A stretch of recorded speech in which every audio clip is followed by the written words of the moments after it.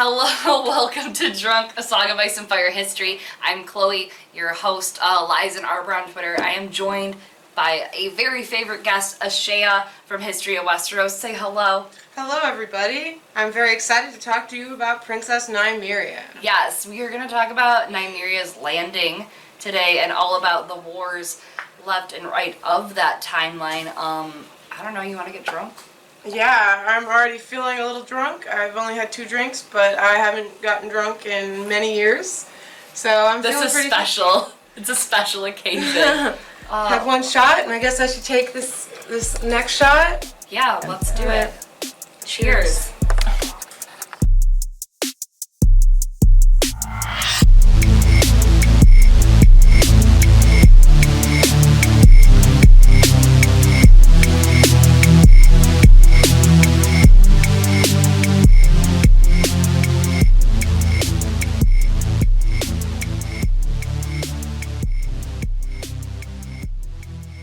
Princess Nymeria was really badass, for one, and she also was really fucking smart because she counseled them that they needed to sue for peace because the Valyrians were really strong and they didn't listen to her. No. And Garen and everyone else was killed and destroyed, which is awful for her, just absolutely awful for her and everyone else.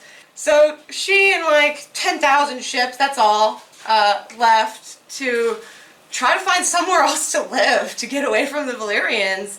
And mostly it was women and children and elderly people, so there were men there as well. It took off and they went all over the fucking place. So Nymeria started up here in Nysar, and they escaped the Rhoyne and sailed down and out, and they went down to the Basilisk Isles, where it didn't work out for them. They went into the Sothorios.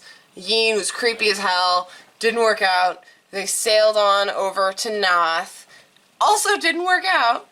Went to the Summer Isles for a good period of time, to the Isle of Women, and sailed up to Dorne and the Stepstones, where they finally settled.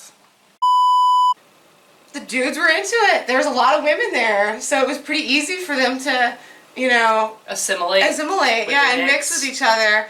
And so they did that. Nymeria met Mors Martell. This all started in like 700 BC, so this is a while ago.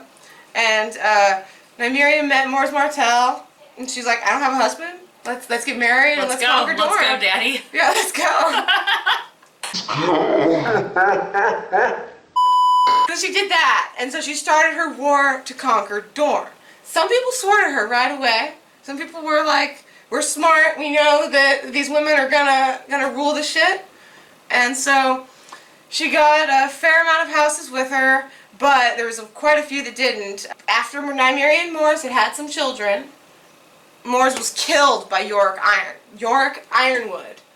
And, I mean, that must have sucked. I don't know if it was a love match or a political match between Nymeria and Mors, but 9 years later, she fucking killed Yorick. She sent him, and she didn't kill him, sorry.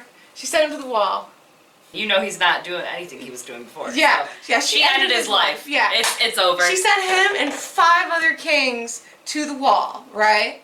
So she got... Which, that's a power move. That is a complete... That's a power move. Like, she straight up sent these dumb old men to the wall. She was like, you're going. And she's like a person of color, like foreign chick that just like, she took control. She's reigning. And she was like, no, this is not how we do things. You're going. But there's also like the implications like of like what could happen if the Martells die out currently. Yeah. Like, Ironwoods are up there. Yeah, they want the power. They want that power. They've always wanted the power. That's what this is. So she gets her revenge, and she sends Yorick to the wall along with 5 other kings. One of them is this Vorian Dane, the Sword of the Evening, which, you know, just like Darkstar, he's so extra. To have a name like that. His hair's prettier than ours. His name is Vorian.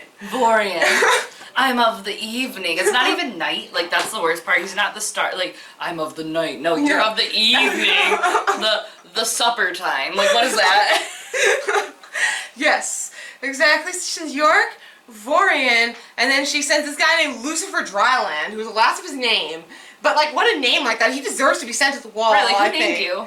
Lucifer Dryland. Like, go to the wall. Go. She sends a Fowler up there, like Garrison Fowler. And then she sends Benedict Blackmont, I think his name is.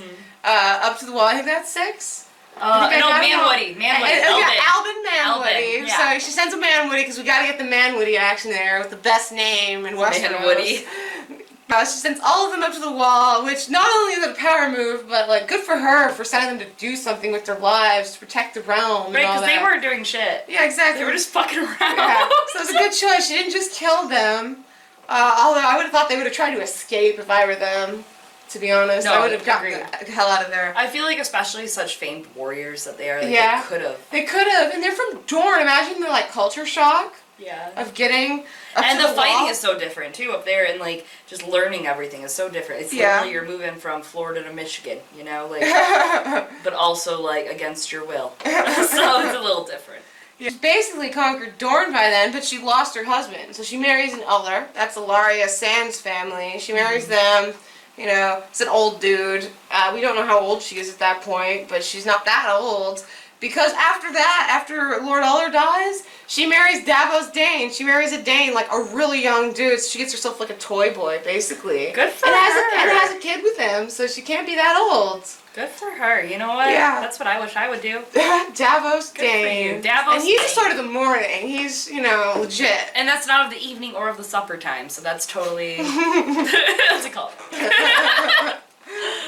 She goes through these marriages, but like, just because she's conquered Dorne doesn't mean shit's over. She still has to beat off like the Reach and the Stormlands. And that's a lot of power in the Reach. We always know they have a pretty stocked little garden, you know, of warriors. Yeah, and so but during this, you know, there's all sorts of assimilation and intermixing and all that, and so I've talked about this before. I did my pitch for Con of Thrones for Nymeria of the Rhoynar HBO show. Oh yes, for the HBO pitch thing. And so I'm gonna make a video with like some animation and stuff for like what that pitch would be and record it. It's coming up. I'm gonna make it soon. But like, there's so many good stories to tell there. Oh my god, and there's so much intricacy you could actually layer into when you really think about it. Because I mean, look at all the people that, like you said earlier, that branched out, the people that stayed at certain places, the people in the Summer Isles, and how she lost parts there. Yeah. I mean, it's interesting to think of their society and how they were. Yeah. I didn't even mention fucking Druselka. Yeah. That priestess, for example, that was with them, and she led some of them back to the Rhoyne.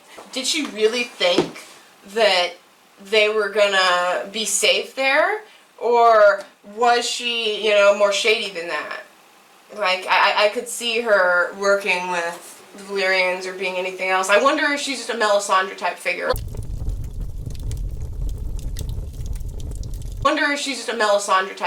I think it's possible that she just interpreted something, but like, you have to realize it's possible that she just wasn't actually legit at all, and she just led a bunch of them back there to be an asshole. Or, what if she knew they weren't gonna live, and she took them there as a sacrifice? Yeah, there's all sorts of possibilities besides her being, I mean, I tend to picture her as a Melisandre type picture. Yeah, because like, George doesn't like anything but gray characters. Like, even Cersei, she's a crazy bitch, but she's gray as hell. Like, there's a lot of layers to that onion, is what I'm saying. But like for her, like, we don't know. Maybe she saw visions that told her to do it. Maybe she like thought it was like a good sacrifice to do it. Yeah, we don't know.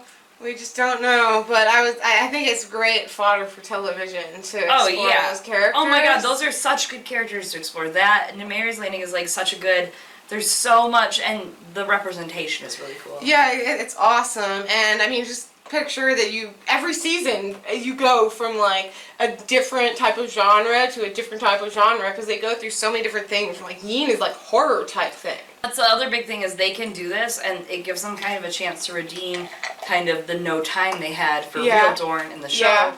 So they get their own time to actually kind of like play out Dorne and show what Dorne's about and show the history of Dorne and kind of give it a little more complexity than what they had the chance to do in the show. Yeah, exactly. I mean, it's just a show that would just be dominated by women. Exactly. Basically, and old people. What I'm saying is I'm really hyped about it. Like, old people and women, yes. Yeah, the best genders and stereotypes. Give me these Old people are great. They smell like those Werther's candies. Yeah, I had this idea for my pitch where you would have like this older smith character that's teaching like a young woman how to smith, you know. Oh, that's cool. To pass it on, and I just thought it would just be such a beautiful story to get across. Like a Westerosi Ron Swanson and April Ludgate. Yeah, yeah, exactly. Yeah, I picture something like that. Yeah, a bit older than him, but yeah, exactly. A nice dynamic. Yeah. Nymeria was the biggest reason why the Dornish succession exists. Mm-hmm. Yeah, for sure. And I mean, it's amazing that she managed to have women rule in Dorne. And she like made Dorne royalty. Like she refused to let that not happen. She that was one of her like dying like rights. She was fighting for Dorne to remain its own place with its own people and take care of its own people. Yeah. I'm not saying that Dorne is like light years ahead of everyone politically, but what I'm saying is like Dorne is who everyone should aspire to be politically. Yeah. They want people to be happy in the gardens with like just splashing around with oranges everywhere. And like everyone's happy and fed and really sexy. Yeah, really sexy. That's true. They're all very just sexy. Really sexy. They're so good. It's so good. It's so good that like just to think of Nymeria just like sailing with all these people, 10,000. Yeah. And they got sprinkled all along the way, you know? Yeah. Like, you could go to Sothorios, you could go to the Summer Isles and Nap, and you'd probably find some royal blood. Do you think she gave, like, a good speech? Do you think she was just all, like, standing in front of people, like, we're gonna go, we're gonna take this place, and it's gonna be our home? I wonder how young she was when she did it. I figure she has to be, like, pretty damn young when it started, you know? Like, the art in the World of Ice and Fire, she looks older. We don't know when that was. But that could have been like 30. She still looks young. Yeah, yeah, it's true. But, like, the fact that she had kids with Davos Dane so much later, you gotta figure, like, when she led her people out, she maybe was, like, under 20. I was gonna say 19 was what I was thinking. thinking. It's like a Dany type figure who's really just, And her headstrong and willfulness and just, like, her ability to want to protect her people and get them there, and that she was like, we're doing this. And the fact they followed her, that's bigger. The biggest thing for me in Game of Thrones and in any of the narrative work in A Song of Ice and Fire is like who follows who and why they follow it. You know, like why would you follow this person? She obviously had something that made them go, we're gonna follow you. Yeah, exactly. Definitely. I wonder how long she'd, you know, been ruling or, you know, anything like that in Nysar. I would love to see, like, her small council or whatever she has meetings. Yeah. Like, I picture her as, like, a Leia Organa or, like, Padme type figure. Like, young and bossy. Yeah, young and bossy. Stern. Such sternness.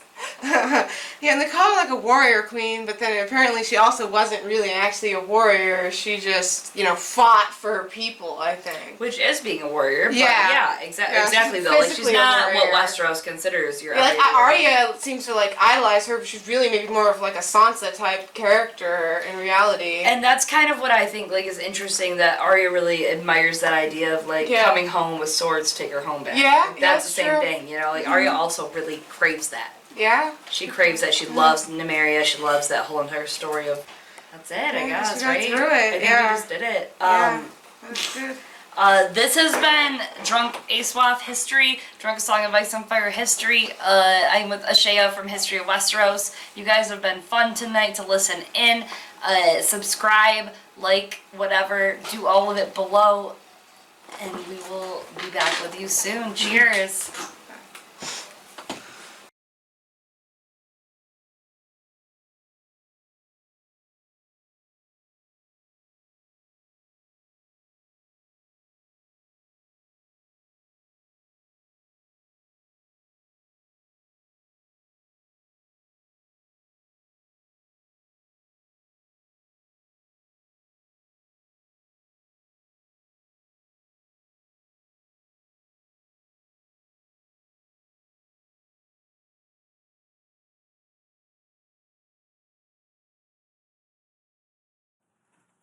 Hey guys, Chloe from Drunk, A Song of Ice and Fire History here. Thank you so much for tuning in. This started as a very low-budget project at DragonCon 2017 last year, and I am excited to announce there will be at least 2 more episodes, The Defiance at Duskendale and Aegon the Unworthy, Aegon the Fourth, coming to you.